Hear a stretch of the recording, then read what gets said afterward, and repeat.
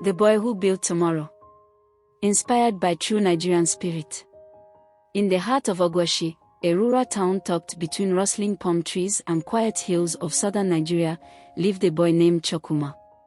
His world was small, one unpaved road leading to the market, open-air classrooms with cracked chalkboards, and evenings lit by kerosene lanterns, but his dreams were impossibly large. The youngest of 5 children, Chukwuma was raised by his mother, Mama Nkechi, a woman whose hands were as rough as her heart was soft. She sold okpa and palm oil at the roadside, under the same yellow umbrella year after year, her voice often hoarse from calling out to passers-by. Since the death of her husband when Chukwuma was only 3, she had carried the weight of the world on her back, 5 children, no stable income, and no support. Yet through all the hardship, she remained a pillar, prayerful, hopeful, unshaken. Their house was a modest one-room structure with a rusted zinc roof that groaned in the wind. Water came from the stream half a kilometer away, and during the rainy season, the children learned to sleep through the steady dripping of leaks. Electricity was rare, often gone for weeks, and when it returned, it was celebrated like a festival. Chukwuma didn't complain.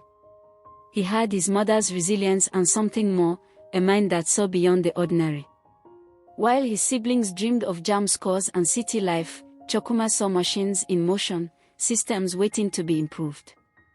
As young as age 7, he took apart old radios and kerosene lamps, not out of mischief but curiosity. Once, he dismantled the family's only standing fan, hoping to make it cooler. He didn't succeed, but he learned, and that was enough. Every morning, on his dusty walk to Ogwashi Central Primary School, Chukwuma would pass by the local Pega oil fuel station. While others rushed past, he lingered sometimes for minutes, sometimes longer. He watched the way attendants moved, how the fuel flowed, how cars queued in order. There was something about the structure, the pumps aligned in rows, the symmetry of the canopy, the bold branding, that mesmerized him. It wasn't just a station. To him, it was a living system, a puzzle he longed to understand. Back at school, while other boys drew footballers and comic heroes, Chukwuma sketched pumps and nozzles. His classmates laughed, some teachers dismissed him, but his obsession only deepened. He began collecting scraps, empty cartons from Mama Nkechi's shop, used cooking oil containers, broken broomsticks, pen caps, tin foil, thread, Gary paste which he turned into makeshift glue and anything else others threw away. For weeks, he built in secret behind their home. First came the foundation, traced with charcoal and string. Then, one by one, the pumps, the signage, the miniature canopy. His elder sister, Nkechi, was the first to see it. She gasped one evening, her eyes were wide open. "Yes," he answered simply, dusting off his hands. "It's not finished yet." "But it looks like Pega oil." "Yes, it is." The news spread through the neighborhood. Children came, parents followed. At first, many scoffed and muttered, "What a plaything, he should be reading his books." But as days passed, and the model came alive, 4 tiny pumps capable of releasing colored water with a squeeze mechanism powered by gravity, and people began to see what Nkechi saw. A local science teacher, Mr. Ajayi, heard the rumors and came to see for himself. "Where did you learn to do this?" he asked, crouching beside the tiny fuel station. Chukwuma shrugged. "I watched. I imagined. I tried." The teacher was speechless. He took out his phone and recorded a short video of the model, narrating in soft tones, "This is Chukwuma.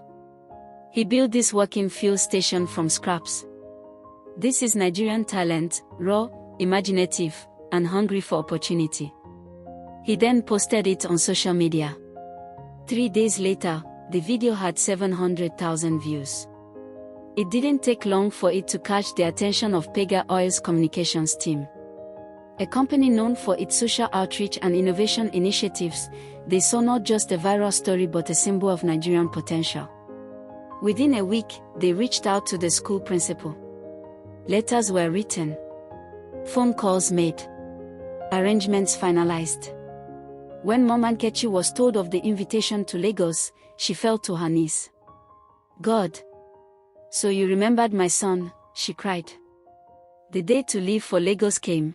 It was his first time in a luxurious bus, his first time on a highway, his first time in a city of such noise and wonder. The buildings of Lagos stretched into the sky like giants, the lights at night looked like fallen stars. When they arrived at the hotel, Chukwuma paused at the glass door, confused. Is this someone's house? He whispered. No, the staff laughed gently. This is your room. They stayed 3 nights. Each day, Chukwuma was taken to different Pega oil facilities. He wore a branded cap and a badge that read, Guest Engineer. He asked dozens of questions, touched every piece of machinery allowed, and even corrected a junior technician on the angle of a pipe joint. On the final day, at a ceremony attended by media, engineers, and executives, Chukwuma was called to the stage. His model fuel station was displayed beside him. A hush fell over the hall. Chukwuma Emmanuel, the director, began, Your project reminded us all of the value of vision and persistence. Today, we award you a full scholarship to study engineering at the institution of your choice. And, in recognition of your creativity, we present you and your family with a cash prize of 5 million Nigerian nairas. The hall erupted in applause. From her seat near the front, Mama Nkechi let out a sharp, tearful gasp and covered her mouth with both hands.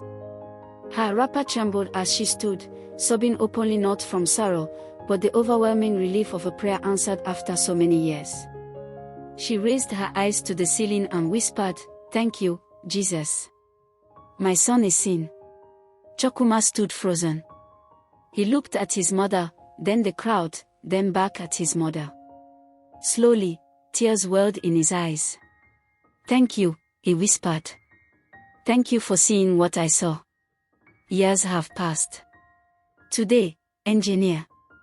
Chukwuma Emmanuel is in his final year at one of Nigeria's top universities, studying petroleum and energy engineering. He's been featured in newspapers, spoken at innovation summits, and launched a mentorship program for rural youth with engineering dreams. But he hasn't forgotten Ogwashi. He returns every Christmas, visits the school that once doubted him, and speaks to students about creativity and grit. He's working with partners to build solar-powered fuel and energy hubs in underserved communities, starting with Delta State. In his hostel room, beside shelves of textbooks and circuit boards, hangs a framed photo, a tiny cardboard fuel station, carefully built from scraps and dreams. Because sometimes, the greatest structures in the world aren't built from cement or glass, but from belief, imagination and the unwavering hands of a boy who dared to see beyond what was in front of him.